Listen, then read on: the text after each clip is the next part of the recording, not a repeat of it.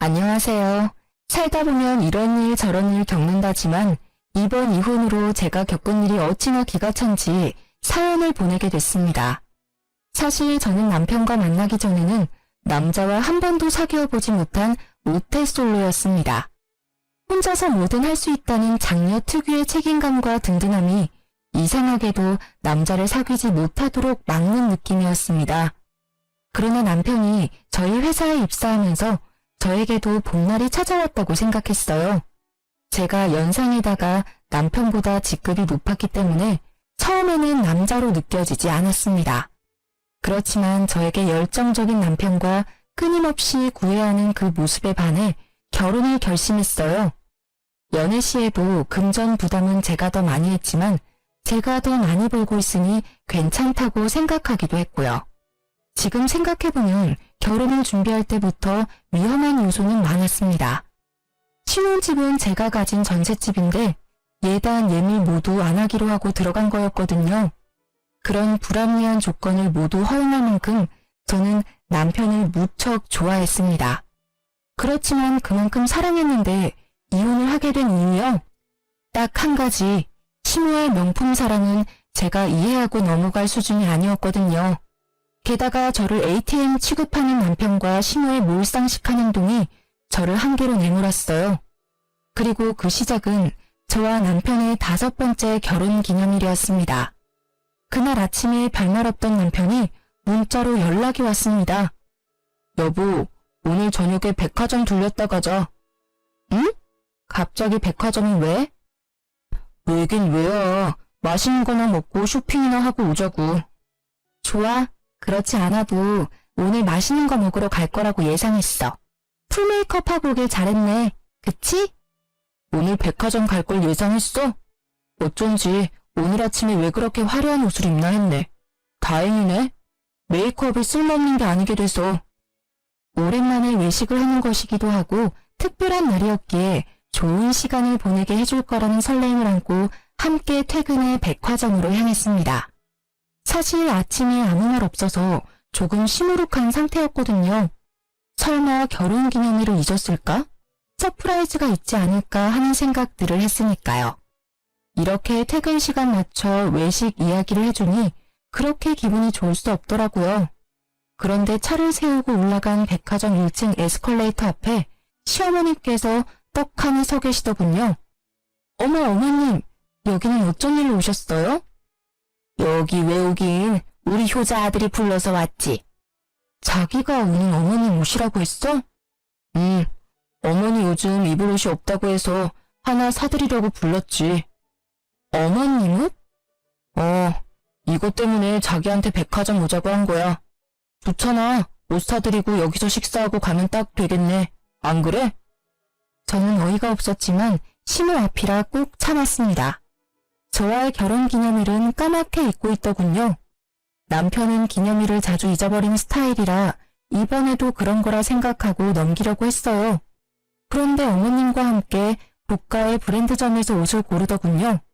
어차피 남편이 낼 거라 생각하고 가만히 보고만 있던 제 폰으로 문자가 도착했습니다. 무려 250만 원을 결제했다는 은행의 구매 확인 문자였어요. 저는 당장 이야기는 하지 못하고 꾹 참고 집에 도착하자마자 남편에게 따졌습니다. 당신 정신이 있어? 어머님한테 어떻게 그런 큰 금액의 옷을 사드릴 수가 있어? 그것도 우리 생활비 통장으로. 그 안에 있던 돈 우리 전세계약 연장 때 쓸 돈인 건 알고 있지? 전세계약 아직 시간 좀 남았잖아. 자기가 돈 잘 버는데 무슨 걱정이야? 금방 채워넣으면 되지. 그리고 당신 능력이면 가능하잖아. 걱정하지 마. 그래도 너무 큰 돈이야. 게다가 저번 달에 어버이날에도 용돈 많이 드렸잖아. 그 돈으로 옷 사시면 되는데 어째서 또 당신이 사드린 거야? 그럴 때 쓰라고 용돈 드린 거잖아. 용돈이랑 이번에 나간 옷 금액이면 벌써 돈 500이야. 그 돈은 다른 데 쓰신 모양이더라고. 어버이날 다음 주가 어머니 동창회였는데 들고 갈 만한 백이 없어서 그걸로 가방 하나 사신 것 같던데? 또 명품 가방이야? 올해 들어 벌써 2번째야. 구두, 화장품, 장신구. 매번 사치품이잖아. 어머님한테 그 돈이 전세 계약에 필요한 돈이라고 말씀드렸어? 그걸 왜 말해? 솔직히 당신 모아놓은 돈 좀 있잖아. 그걸로 전세 계약 연장 때 쓰면 되지. 내가 자기 월급을 빤히 아는데 설마 돈 없다고 하지는 않겠지? 그걸 자기가 다 뺏었으니까 그렇지. 그리고 내가 돈만 벌어다 주는 사람이야? 게다가 잘 벌고 잘 모으면 뭐해? 매번 이렇게 상의 없이 돈을 가져가는데 어떻게 돈을 모으냐고. 시어머니에게 용돈 겸 드리는 게 그렇게 아까워? 지금 돈 좀 많이 번다고 유세야? 우리 집이 당신네보다 못 산다고 지금 유난 떠는 거냐고. 시부모님이 어려우면 달라고 할 수도 있지. 꼭 그런 식으로 생색을 내야겠어? 생색이라니 누가 그랬다고 그래. 그런 말이 아니잖아. 우리는 지금 돈을 모아야 하는데 계속 돈을 빼서 시댁에 드리는 자기한테 좀 자중하라고 한 이야기야. 언제나 내가 모으고 당신이 가져가고 이런 식이면 밑빠진 독에 물 붓는 거랑 뭐가 달라? 그게 생색이야. 돈 좀 잘 번다고 시댁 무시하고 남편 무시하고. 당신도 어차피 돈만 잘 버는 사람이잖아. 당신이 우리 식구들을 아래로 보고 있다는 거 다 알아. 시어머니한테 드리는 돈이 아깝다고 생각하는 것 자체가 우리 가족을 무시하는 거랑 다름없다고. 정말 그렇게 생각해? 지금 생활비의 절반 넘게 시댁으로 들어가. 내가 언제 친정에 돈 그만큼 준 적 있어? 내가 자기를 무시하는 게 아니라 자기가 날 무시하는 거지. 필요하면 친정에도 똑같이 돈 나눌까? 나눠. 대신 네 돈으로 돈 들여. 난 한 푼도 못 줘. 친정집에 들어가는 돈이 아까워서가 아니라 네가 하는 짓이 쪼잔하고 치사해서 안 줄 거야. 난 내 돈으로 효도하는 건 당연하다고 생각해. 그럼 너도 네 돈으로 효도해. 나는 앞으로 생활비는 내 카드로 쓸게. 대신 당신은 생활비 통장에 꼬박꼬박 생활비 넣어놔. 그리고 당신한테 준 내 명의로 된 카드도 없애버릴 거니까 알아서 해. 아, 뭐? 갑자기 카드는 왜 없애? 당신이 변화하는 모습 보일 때까지는 안 만들어줄 거야. 앞으로 시댁에 돈 갖다 드리면 나중에 나도 똑같은 금액 친정 어머니께 드릴 거야. 물론 내 월급에서. 시댁에 드릴 돈은 이제부터 자기가 알아서 마련해. 카드를 없애겠다는 제 협박이 통했는지 자기의 돈으로 효도하기는 싫었는지 시모께에 더 이상 돈을 쓰지 않더군요. 그러나 복병은 따로 있었습니다. 생신을 맞이한 시어머님의 생신 축하 자리에서 있었던 일입니다. 저는 그날 어머님이 좋아하시는 명품 스카프를 준비하고 코스 요리 전까지 예약해놓은 상태였습니다. 그러나 막상 시모께서는 명품 선물을 받으시고는 심드렁한 목소리로 말했습니다. 이번 생일에는 크루즈 여행을 가고 싶은데 가능하겠지? 네? 무슨 말씀이신지. 이번 생일 말이야. 우리 개원들이 크루즈 여행을 간다지 뭐니. 나만 빠질 수도 없잖아. 당신 또 그 소리야? 내가 안 된다고 했는데 왜 애들한테 그 얘기를 꺼내? 아니, 돈 잘 버는 며느리가 있는데 그 정도도 못한다 그러면 남들 욕해요. 게다가 나 혼자 가는 거라 돈도 얼마 안 드는데 왜 당신이 가라 마라 난리예요? 돈 1,000만 원이 얼마 안 들어? 그리고 가려면 당신 돈으로 가지 왜 애들한테 손을 벌려? 내가 무슨 돈이 있어요?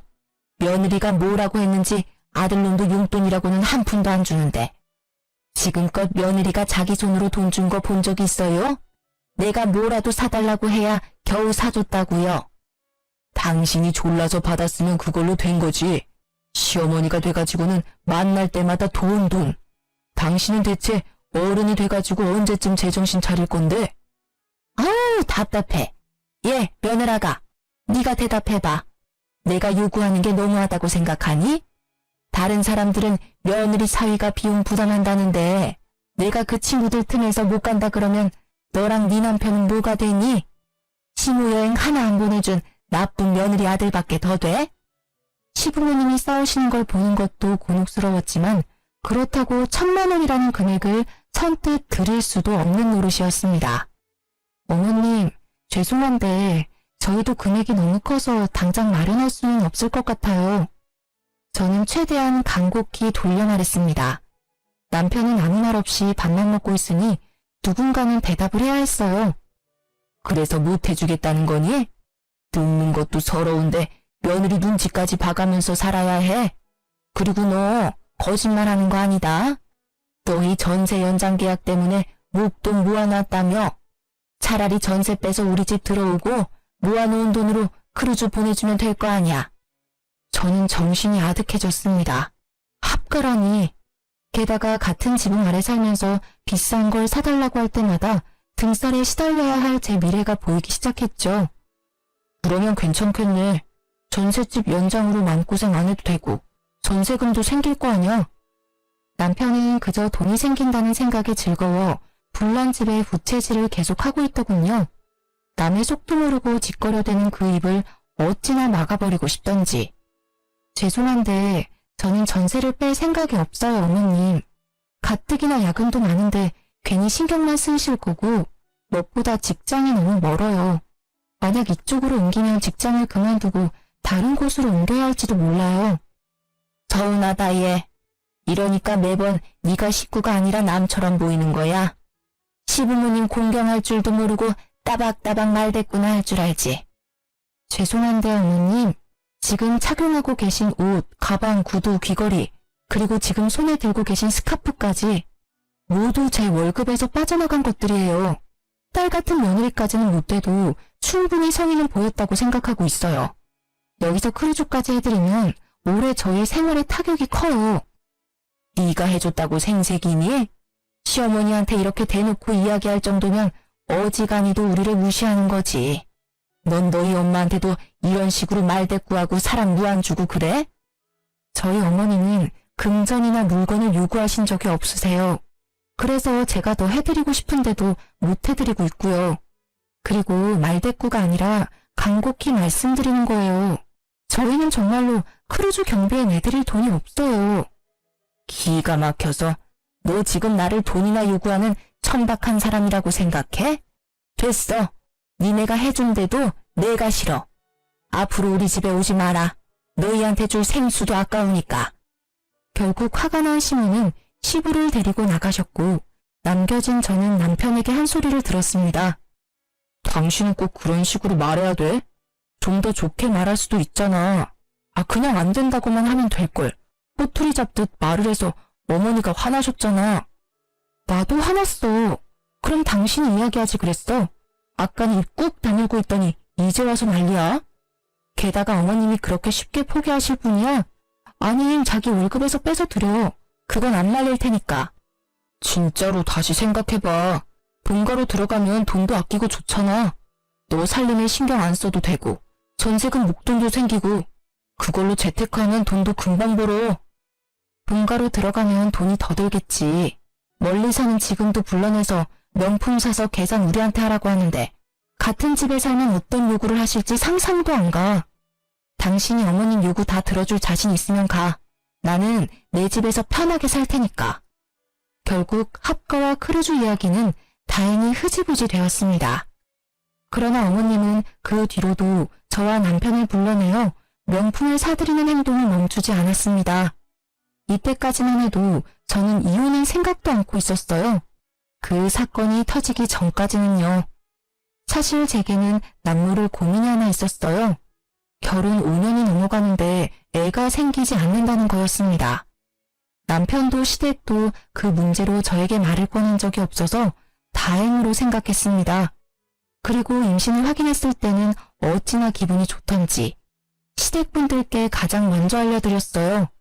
그리고 다음 달 어머니께서 갑자기 저희 집에 찾아오셨습니다. 소원해졌던 사이였기에 시모의 방문에 살짝 긴장했었어요. 그렇지만 집에 오신 어머님의 태도는 예전과는 정반대더군요. 예, 며느라가 이번 교통사고 때 다친 어깨가 아파서 한의원 들렀다 오는 길에 네 생각나서 보약 한 재 지었다. 임산부한테 좋다니 꾸준히 먹어. 다 먹고 나면 또 한 재 지어줄 테니 꼭 연락하고. 어머님, 감사합니다. 그런데 임신 중에는 약은 조심해야 한다고 의사 선생님께서 말씀하셨는데. 괜찮아. 이 약은 한의원에서 임산부의 기력을 보강하기 위한 약이라고 해서 일부러 지어온 거야. 그럼 임산부도 먹어도 되는 약이에요? 그래. 기력도 보해주고 아기집도 튼튼하게 해준다고 해서 특별히 가져온 거니 잘 챙겨 먹어. 너 일이 많아서 걱정이다만 네가 잘 알아서 하리라 믿는다. 약은 아침, 점심, 저녁 3번씩 거르지 말고 꼬박꼬박 챙겨 먹거라. 네, 걱정 마세요. 어머님이 주신 약이니 꼭 잘 챙겨 먹을게요. 그 한약을 전해주는 어머님의 표정이 세상 다시 없을 만큼 온화해 보여서 저는 어머님도 손주를 기다려왔다고 생각했습니다. 그래서 꼭 이 아이를 지키겠다고 다짐했어요. 그런데 한약을 먹고 일주일 뒤부터 배가 살살 아프더니 피가 비치기 시작했습니다. 깜짝 놀란 저는 당장 산부인과를 달려갔습니다. 아기집 주위로 피고임이 좀 보입니다. 최대한 안정을 취하시고 매사에 주의를 하셔야 해요. 저 시어머님께서 한약을 지어주셨는데 계속 먹어도 될까요? 임산부를 위한 보약이라고 해서 지금 먹고 있는데 일단 복용 중지하시고요. 산모님은 몸이 약하시니 선물 받은 한약에 어떤 한약재가 들어갔는지 꼭 한의원 찾아가서 물어보셔야 해요. 그리고 웬만하면 임신 중에 한약은 안 드시는 게 좋아요. 의사 선생님의 말에 저는 한약을 먹지 않으려 했지만 이상하게도 남편은 그 약을 제가 꼭 먹는지를 확인하더군요. 그래서 어쩔 수 없이 약을 먹을 것처럼 따놓고는 몰래 버린 후 빈 껍질을 보여주는 식으로 무마했습니다. 사실 그때는 미안한 마음이 더 컸으니까요. 그 이후 피가 비치는 일은 없었습니다. 다행이라고 생각하던 중 제 뒷목을 잡게 만드는 일이 벌어졌습니다. 오늘 왜 일찍 오라고 한 거야? 일도 바쁜데 그냥 직장에서 이야기해도 되잖아. 당신 내 퇴직금 중간정산에 대해서 물어봤다며? 어? 아, 그거? 그냥 물어본 거야. 중간정산 되는 건지 궁금해서. 아니지. 당신 그렇게 물어본 거 아니잖아. 총무팀에 있던 애가 나한테 알려줬어. 당신 배우자 대신 퇴직금 정산할 수 있는지 물어봤다면서? 나 몰래 내 퇴직금 빼려고 그랬어? 그게 어머니가 집 리모델링에 돈이 필요하다고 하잖아. 곧 있으면 동생 결혼하는데 집꼴이 말이 아니라고 난리를 치시는데 그럼 어떡해. 아들 된 도리로 좀 도와드려야지. 야, 너 그걸 말이라고 해? 시댁 싱크대 새로 갈아엎는다고 돈 가져간 게 1년도 안 됐어. 근데 무슨 리모델링? 게다가 어머님 댁 리모델링이면 당신 퇴직금으로 하면 되지. 왜 내 퇴직금으로 알아본 거야? 당신 퇴직금에 대해서는 묻지도 않았다던데. 당신 진짜 작작 좀 해라. 야, 너 지금 남편한테 야라고 했냐? 내가 어리고 돈 못 번다고 나한테 이제 막말하기로 마음먹은 거야? 그래. 서방님이 하늘 같은 마누라보다 돈 못 벌어서 이제는 대접도 안 해준다 이거지? 눈짱 흐리지 마. 내가 화나서 말이 막 나온 건 미안하다고 생각해. 그치만 당신이 지금 하는 일들이 상식적이라고 생각해? 시댁 돈 드리는 거 며느리로서 당연하다고 생각은 하는데 이건 도가 지나치잖아. 그리고 당신 잊었어? 전세 계약 연장 곧 다음 달이라고. 그래서 뭐 어쩌라고. 당신이 이제까지 다 알아서 했으니 이번에도 알아서 하면 되잖아. 나 같은 돈 못 버는 남편한테 무슨 손을 벌리겠어. 안 그래? 남편이 돈 없는 거 티내기 싫어서 당신 퇴직금 한번 알아본 거 가지고 이렇게 사람을 무시하고 멸시하고. 당신이 우리를 이렇게 생각하는 거 처음부터 다 티났어. 그 시선이 싫어서 어머니가 계속 명품을 요구하시는 거라고. 알아? 내가 당신 무시했으면 당신 애를 왜 가져? 내가 지금 왜 애를 가지려고 그렇게 애썼는지 몰라서 그래? 솔직한 말로 당신은 애 가지는 것도 별로 좋아하지 않았잖아. 나만 매번 발 동동 굴리며 원했었지. 그리고 임신한 마누라를 앞에 두고 퇴직금 꺼내서 시댁 줄 생각은 어떻게 해? 앞으로 태어날 애한테 더 신경 쓰는 게 당연한 거 아니야? 애도 가족이지만 우리 어머니도 가족이잖아. 너도 생각하는 수준이 딱. 아휴, 됐다. 됐어, 말을 말자. 또 뭐라고 하면 임신한 여자한테 해도 될 소리 안 될 소리 하면서 잔소리 할 거니까 그냥 여기서 그만해. 기가 차서. 진짜 그렇게 생각했니? 나와 내 아이가 당신한테 그 정도밖에 안 되는 게 정말 놀라울 정도야. 태교에 전념해도 모자랄 시간에 당신하고 신랑이 하는 것도 지친다. 지금 경고하는데 내 퇴직금 건드리지 마. 어차피 총무팀에 이야기해놔서 건드리지도 못하겠지만 내가 모아놓은 돈 가져갈 생각 꿈에도 하지 마. 그렇게 으름장을 놓고는 저는 시모께서 지어주신 한약을 들고 친정으로 갔습니다. 한약을 가져가지 않자 남편이 왜 안 가져가냐고 난리쳐서 들고 온 거였어요. 그 모습에 그래도 내 몸 생각해주는 건 남편밖에 없다고 생각했어요. 물론 그 약이 제 몸에 맞지 않아서 먹지 않는다는 말은 하지 않았어요. 친정에 가니 오랜만에 외삼촌께서 와 계셨습니다. 외삼촌은 한의사로 일하고 계시는데 이참에 한약이 제 체질과 왜 안 맞는지 물어보려고 시모께 받은 한약을 보여드렸어요. 박스 뒷면에 적힌 성분들을 꼼꼼히 살펴본 외삼촌이 굳은 얼굴로 물어봤죠. 이거 네가 먹을 수 있는 한약이 아닌 것 같은데? 누구한테 받았니? 네? 분명히 어머님이 저한테 맞는 약을 지어오셨다고 하셨는데요. 그렇게 말씀하셨다고? 그럴 리가 없는데. 내가 지은 게 아니니 가타부타 말은 못하겠지만 혹시 모르니 꼭 이거 지어준 한의원 가서 물어보고 먹어. 한약이든 양약이든 잘못 먹으면 큰일 나. 임산부가 입에 대는 건 뭐든 조심해서 나쁠 거 없으니까. 덜컥 겁이 난 저는 약이 들어있던 상자에 적혀있던 한의원 상호와 전화번호를 보고 전화를 했습니다. 직접 와야 한다는 이야기에 저는 한약을 들고 한의원으로 갔습니다. 선생님, 저기 이 한약 성분을 알아보려고 왔는데요. 저희 한의원 한약이 맞네요. 혹시 언제 오셨나요? 제가 지은 게 아니라 저희 어머니께서 지어서 저 먹으라고 주셨어요. 어떤 성분인지만 알면 되는데. 한번 볼게요. 아, 그건 교통사고 환자분들 어혈 뺄 때 쓰는 약재예요. 네? 임산부들이 먹는 약이 아니고요? 네네, 이건 아니고요. 임산부들에게 처방하는 약재는 따로 있어요. 이 한약은 어혈을 제거해서 뭉쳐있는 피를 순환이 잘 되도록 만들어준다는 뜻이라서 자궁이나 임산부에게 맞는 한약재는 따로 있어요. 지을 때 미리 말씀드렸는데요. 진짜로 이걸 저희 어머니가 처방 받아가신 건가요? 네, 이날 아드님이랑 같이 오셨더라고요. 아드님이 효자이신가 봐요. 같이 오셔서 설명도 같이 듣고 계산도 하시던데요. 저는 분노와 배신감으로 치를 떨며 집으로 돌아왔습니다. 제 몸 상태에 전혀 맞지 않는 한약을 주신 시모와 그에 동조했을 남편. 저는 이해가 되지 않는 마음에 남편에게 물어보기로 했습니다. 뭐라도 말해줄 거라는 생각으로 남편의 퇴근 시간을 기다렸습니다. 뭐야, 왜 불도 안 켜놓고 집안에 귀신처럼 앉아있어? 당신, 이 한약 뭔지 알고 나한테 먹였지? 무슨 소리야? 그거 우리 엄마가 사다 주신 보약이잖아. 보약? 시침이 뗄래? 나 이 한의원 갔다 왔어. 무슨 약인지 다 듣고 왔다고. 나는 몰라. 엄마가 가서 처방받아온 약이라서. 그래서 무슨 약인데? 당신은 몰라? 말이 되는 소리를 해. 한의원에서 당신이 어머님이랑 같이 와서 설명 다 듣고 계산까지 해주고 갔다고 친절히 알려주던데. 그래도 모른다. 대단하네. 어떻게 그런 말도 안 되는 짓을 저질러? 아니, 나는 진짜로 말렸어. 그런데 엄마가 그래도 따지고 보면 다 당신 좋으라고 한 일이야.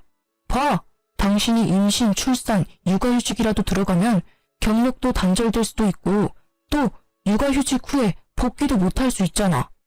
그런 걱정하는 마음에 어머니가 그렇게 하자고 한 거야. 그게 어떻게 나를 위한 거야. 말이 되는 소리를 좀 해. 이해가 하나도 안 돼. 내가 못 벌면 당신이 벌면 되잖아. 우리 아이야. 어렵게 가진 아이라고. 그런데 그런 아이를 이렇게 쉽게... 정상이니? 나는 당신만큼 돈 많이 못 벌잖아. 게다가 직급도 당신보다 낮고 여러모로 나보다는 자기가 일을 해야 생활이 돌아가니까 그래서 그런 거지. 정말로 다른 의도 같은 건 없어. 맹세할 수 있어. 다른 의도? 다른 의도라는 건 빨대 꽂을 사람 없어지는 걸 걱정하는 마음이라는 거겠지? 그런 식으로 말한 건 아니잖아. 막말로 육아가 얼마나 힘들어. 게다가 살림하면서 일하고 육아를 병행하는 게 얼마나 힘든지 여러 사람들한테 들어서 알잖아. 어떻게 당신한테 그런 일을 시켜? 그걸 나한테 다 시킬 생각이었어? 소름 돋는다 진짜. 적어도 나한테 일을 시키고 싶으면 당신이 육아와 살림을 도맡아 한다고 그러지 그랬어. 그런 생각은 왜 못하는 거야? 아니, 그런 생각을 애초에 안 한 거겠지. 넌 편하게 돈이나 벌어다 줄 여자를 찾고 있었으니까. 아니야, 여보. 진짜로 아니야. 전부 어머니가 생각해낸 거야. 따지려면 내가 아니라 어머니한테 따져. 자신이 궁지에 몰리자 시무를 소환하는 남편을 보니 웃기지도 않았습니다. 그렇게 하면 자신이 저지른 짓이 없던 일이 될 거라고 믿었던 걸까요? 참으로 좁쌀 같은 그 마음과 다른 사람을 탓하는 못된 신보에 그나마 남아있던 정이 뚝 떨어지는 것을 느꼈습니다. 진심으로 눈앞의 남자가 하찮다는 생각이 들었습니다. 이런 남자와 결혼까지 한 내가 잠깐 정신이 나갔었나 하는 생각까지 들 정도였으니까요. 다 필요 없고 지금 당장 어머님 불러내서 밖에서 밥 먹으러 가. 갑자기 왜? 하라면 해. 직장이 와이프 돈이나 밝히는 천하의 몹쓸 놈이라고 소문나기 전에. 제 으름장에 남편은 시모께 전화를 걸었고 시모가 오기로 한 고급 요리집에 남편도 함께 보냈습니다. 그리고 저는 남편이 가는 걸 본 후 마대자루를 들고 시댁으로 향했습니다. 시모가 집에서 나오는 것을 확인한 저는 시댁으로 들어갔습니다. 아버님이 저의 방문을 보시더니 우아해하시면서도 문을 열어주셨습니다. 아가, 웬일이냐? 네 어머니 지금 집에 없는데? 괜찮아요, 아버님. 어머님 안 계시는 동안 잠깐 제가 맡아야 할 것들이 있어서요. 그렇게 말하고 저는 제 카드로 어머님께 사다 드린 명품들을 모두 마대자루에 넣었습니다. 가방, 구두, 옷, 액세서리까지. 넣다 보니 그간 내 돈으로 사들인 것들이 엄청 많더군요. 눈에 보이는 것만 집었는데도 이미 1년치 연봉이더라고요. 저는 한참 더 집을 뒤져 시무의 명품 컬렉션을 모두 마대자루에 담았습니다. 그리고 남편에게 전화해서 시댁으로 어머님 모시고 오라고 했습니다. 집에 들어온 제가 영문 모를 일들을 하고 있으니 시부께서 제게 묻더군요. 이게 다 무슨 일이냐? 혹시 아버님도 알고 계셨어요? 뭐를 말이냐? 산모가 먹으면 안 되는 한약을 일부러 어머님이 주셨어요. 교통사고 난 사람이 먹는 거라던데 한약 어머님 거 맞죠? 뭐? 누가 얼마 전에 교통사고 때문에 받아온 한약인데 왜 자기 거를 너한테 줘? 제 말을 듣던 시부께서는 눈을 동그랗게 뜨고는 방문하더군요. 아버님은 모르는 눈치였습니다. 그게 다행이라고 해야 할지 불행이라고 해야 할지 알고 계셨다면 아버님 선에서 멈춰주셨을 텐데 말이죠. 네가 뭘 잘못 알고 있는 걸 깨다. 그 옆에 내가 아무리 노망이 들어도 그런 짓을. 그런데 사실이었어요. 이미 남편한테 다 들었거든요. 남편은 어머님이 다 시키신 일이래요. 제가 도대체 무슨 나쁜 짓을 저질렀길래 저한테 이런 일을 하시는 걸까요? 세상 천지에 어떤 시어머니가 그런 망측한 짓을 해요? 소리를 지르며 오열하는 제 모습에 시아버님도 어찌할 바를 모르고 있었습니다. 설마 진짜 그런 일을 저질렀을 거라고 생각지도 못하는 모습이셨어요. 제가 뭔가 오해를 하고 계신다고 생각하시는 시부의 모습이 참으로 딱해 보였습니다. 그때 도어락 문이 열리고 두 사람이 들어왔습니다. 시모께서 들어오시자마자 마대자루에 담긴 본인의 명품들을 보고 난리가 나시더군요. 어머, 얘, 이게 다 뭐야? 왜 집안 물건을 왜 꺼낸 거니? 게다가 이 귀한 것들을 왜 구겨서 자루에 넣은 거야? 세상에 우리 애기들 몸에 스크래치 생기잖아. 분위기 파악 못하고 귀한 명품 애기들 상처 생길까 전전긍긍하는 시무를 보니 방황하던 마음에 확신이 섰습니다. 아, 이 집 구석은 안 되겠구나. 이혼이 답이구나 하고요. 어머님, 제가 정신적인 충격을 너무 많이 받아서 어머님께 위자료를 톡톡히 받아야겠어요. 그치만 줬다 뺏는 건 예의가 아니니까 이렇게 먼저 물어보려고 대충 보이는 것들만 넣어놨으니 이해해주세요. 뭐? 미쳤어? 시애미한테 정신적인 충격? 위자료? 난 네가 무슨 말을 하는지 하나도 모르겠다 얘. 저는 한약을 시모 앞에 툭 하고 던졌습니다. 모르세요? 이 한약이 어떤 한약인지 제가 알았는데도요. 한약? 그건... 제가 이 한약 지으신 한의원 가서 직접 물어봤다고 해도 모른 척 하실 건가요? 예, 네가 오해하는 거야. 나는 다 널 위해서 그런 거야. 애 키우면서 일하는 게 얼마나 힘든지 알잖아.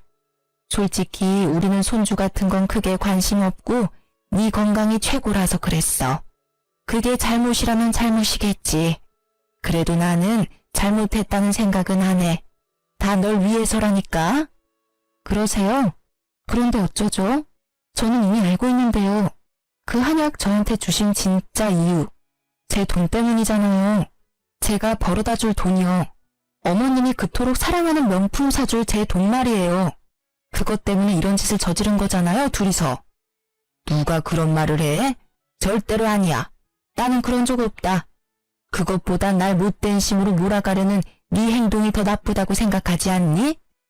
듣고 있던 시부께서 경악한 얼굴로 심하게 소리를 빽 지르셨습니다. 저도 언제나 점잖으신 시부의 그 모습에 깜짝 놀랐어요. 그만! 당신이 이번에는 무조건 잘못했어. 어떤 변명을 가져와도 당신이 한 짓은 용서받을 수 없는 짓이야. 옆에 내가 도대체 무슨 정신으로 사는 거야? 당신은 누구 편이야? 당신이 돈이나 잘 벌어왔으면 이런 일도 없지. 허구한 날 쥐꼬리 같은 월급으로 생색내던 게 누군데? 다 내 탓이라고? 당신 대신에 잘난 아들 덕 좀 보려는데 뭐가 잘못됐다고 이 난리들이야? 여태껏 그리 생각했어? 아휴, 내가 말을 말지. 내가 지난 40년 동안 이런 여자를 마누라라고 끼고 살았다니. 헛살았네, 헛살았어. 내가 당신한테 해주고 싶은 말이야. 나야말로 더 잘난 남자 만나서 호강할 수 있었는데 당신 만나서 쪽박 찬 거잖아. 결국 시부모님께서 한바탕 하시고 시부께서는 자리를 벗어나셨습니다. 이 명품들을 중고로 팔아 제게 뜯어낸 돈이라도 돌려받을 생각이었습니다만 상상 이상으로 어머님의 명품 사랑이 대단하시더군요. 어머님, 이 명품들은 제가 다 가져가도 되죠? 임신한 며느리 선물로 이 명품들 주신다면 이번에 불미스러운 일은 없었던 일로 해드릴게요. 괜찮죠? 그게 무슨 소리야? 그거랑 이거는 다르지. 그건 이미 내 거야. 그리고 임신한 며느리 선물로 누가 명품을 줘? 그래요? 곤란하네요. 저는 지금 저와 제 아이가 받은 정신적 충격 때문에 꼭 피해 보상을 받고 싶거든요. 저는 마대자루를 움켜쥐고 남편에게 말했습니다. 그럼 당신이 돈 내놔. 내 돈으로 어머님께 사드린 이 명품들 몽땅 합친 금액으로. 그러면 이 명품은 어머니께 돌려드릴게. 무슨 헛소리야. 그걸 왜 내가 내? 게다가 이거 다 얼마나 하는지 알아? 그 큰 돈을 달라고? 당신이 선물한 건데 이제 와서 뭘 돌려주고 말고 하는 거야. 있지. 선물이란 건 사랑하고 존경하고 좋아하는 마음으로 드리는 거야.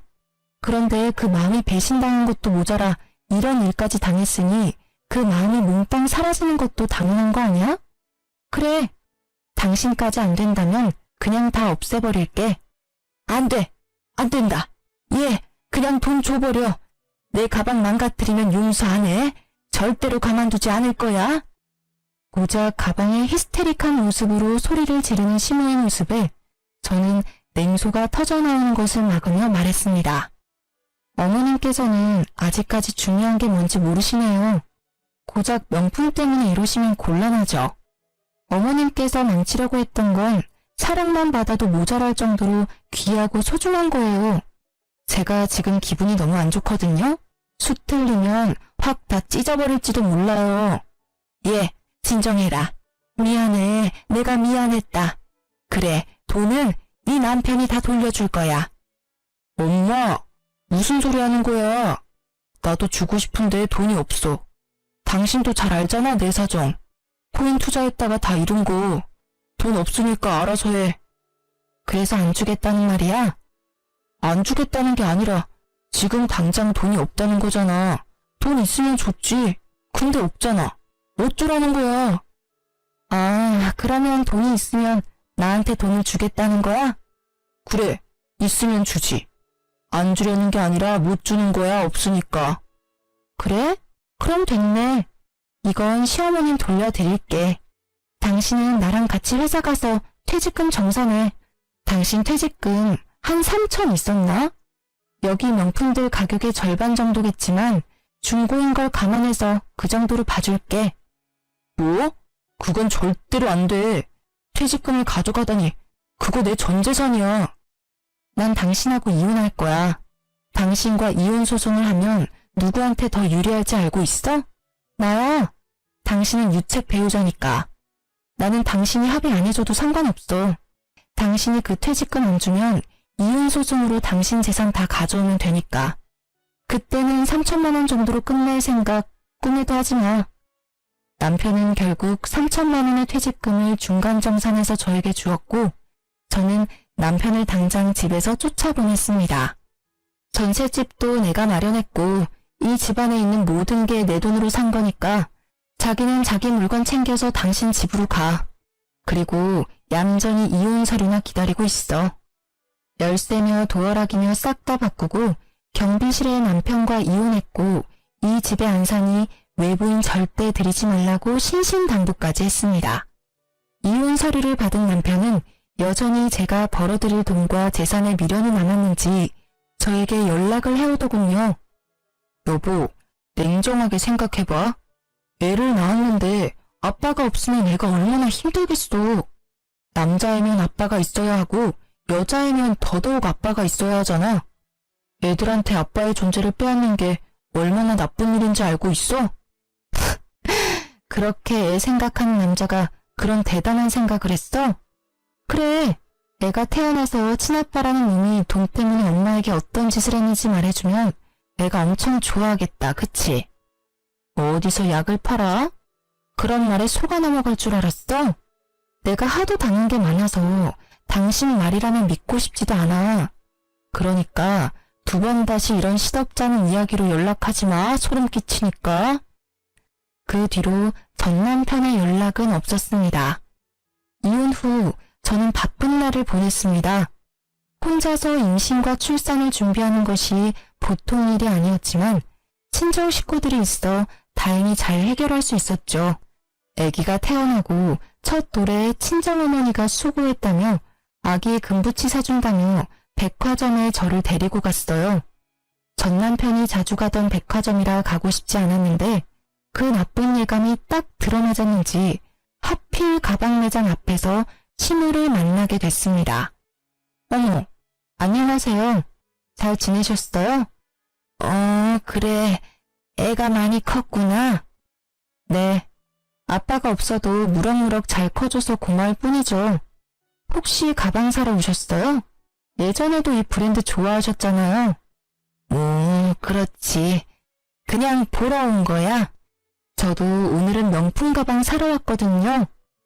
이상하게도 시모의 몸에 걸친 것들 중에 명품이라고는 하나도 없더군요. 그렇게나 애착하던 가방들도 다 어쨌는지 5만 원짜리 가방을 들고 계셨습니다. 저는 멀뚱멀뚱 서 있는 시모를 무시하고 매장 안으로 들어갔습니다. 엄마, 애 봐주느라 고생하는데 내가 가방 사줄게. 예쁜 걸로 골라봐. 예, 무슨 가방을 사준다고 그래. 아니야, 나는 그런 거 없어도 괜찮아. 내가 사주고 싶어서 그래. 딸 벌어둔 돈도 많은데 이럴 때 안 쓰면 언제 써? 자, 이거 어때? 비싸서 그런지 엄청 예쁘다. 너무 비싸. 나는 작은 거면 돼. 네가 번 돈으로 왜 내가 호강을 해? 예쁜 손주 안겨준 것만으로도 엄마는 고맙지. 아니야. 내가 엄마한테 느끼는 고마움의 정도는 이 제일 비싼 가방으로도 모자랄 정도거든. 자, 내가 사줄게. 걸쳐봐. 진짜 잘 어울린다. 친정어머니의 만류에도 결국 제일 비싼 가방을 사는 절 보고 있는 시모 눈빛이 어찌나 애처로운지 웃음이 다 나더군요. 왜 구경만 하고 있으세요? 하나 구매하세요. 신상이라 예쁘게 잘 빠졌네요. 멀뚱히 저희만 바라보는 시모를 보며 저는 일부러 약 올리듯 말했습니다. 그리고 나오는 길에 주얼리 샵이 있길래 그곳도 들렀습니다. 애기 돌이라서 금목걸이랑 금팔찌를 해주고 싶어서요. 합쳐서 10돈 정도로 해서 찾아봐 주세요. 엄마, 무슨 용돈이나 해. 돈도 없으면서. 그냥 금반지 하나면 된다니까. 젖손주야. 얼마나 예쁜데 엄마가 그것도 못 해주겠어? 아, 저기 나왔다. 우리 손주 한번 걸쳐볼까요? 그렇게 친정어머니는 애기 몸에 팔찌며 목걸이, 반지까지 걸치게 하고는 예쁘다 하고 칭찬해줬습니다. 아기도 방긋방긋 웃으며 외할머니한테 세상 예쁜 미소를 보여주었어요. 당신이 외면한 손주, 몸에 주렁주렁 금 걸치고 외할머니께 사랑받으며 잘 있는 모습 한껏 보여주고 왔습니다. 우리를 바라보는 시모의 모습이 어찌나 처량하던지 동정심까지 돌아올 뻔했다니까요. 물론 고가의 명품 가방을 보던 그 욕심 가득한 눈빛 때문에 그럴 일은 없었지만요. 나중에 알고 보니 전 남편이 시모의 명품들을 모조리 다 갖다 팔았다고 하더군요. 저에게 빼앗겼다고 생각한 퇴직금을 다시 돌려받을 심산이었는지는 모르겠지만 그걸 듣고는 어찌나 고소한 기분이 들던지요. 게다가 시모는 그 낭비벽 때문에 시부와 별거하고 서로 이혼 준비 중이라고 합니다. 소송 중에도 명품 가방 구경 나온 시모는 정말 하나도 변한 게 없어 보였습니다. 1년 뒤 육아휴직이 끝나고 회사에 복귀했더니 전 남편은 그렇게 악착같이 끌어모은 돈을 코인에 다 쏟아붓고는 결국 폭망했다고 하더라고요. 직장 동료들까지 끌어들여 했는지 마지막에는 엄청난 사고를 치고 퇴사를 했더군요. 몇 번 제 전화로 연락이 오긴 했지만 받아주지 않았어요. 솔직히 예전 같으면 내가 보고 싶어서 전화했을 거야 라고 착각했겠지만 지금은 절대 그렇게 생각하지 않아요. 제 돈이 그리워서 전화했나 싶어서 알아서 거르고 있어요. 이혼 후 3년이 지난 지금 저는 부모님과 함께 살며 애를 키우고 있어요. 그리고 조건이 더 좋은 직장에 스카웃이 돼서 이직까지 하고 좋은 사람과 교류 중입니다. 전 남편과 시모 때문에 임신 초기에 고생을 많이 했지만 지금은 사람 보는 눈을 키울 수 있는 따끔한 경험이었다고 좋게 생각해요. 아이가 잘못될 수도 있다는 생각이 저의 망설임을 없애주었어요. 뱃속의 아이를 위해서라도 열심히 살아야 한다고 생각해요. 엄마가 보는 눈이 없어 아이를 아빠 없이 키우게 됐으니 모자람 없이 키워주는 것이 제가 해야 할 일이겠죠. 나쁜 일들이 있었지만 그래도 저는 앞으로 잘 나아가고 있어요. 살면서 끊는 일이 이어나가는 일보다 더 중요할 때도 있다는 걸 깨달았어요. 제가 그랬듯 망설이는 모든 분들에게도 제 사연이 좋은 참고가 되었으면 해요. 마지막으로 제 사연에 귀 기울여 주셔서 감사합니다.